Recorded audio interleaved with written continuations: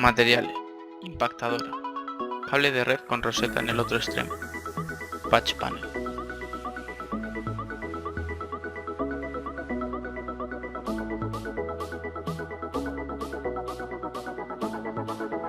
Paso 1. Con el cable pelado anteriormente, ordenamos los cables según la secuencia del patch panel.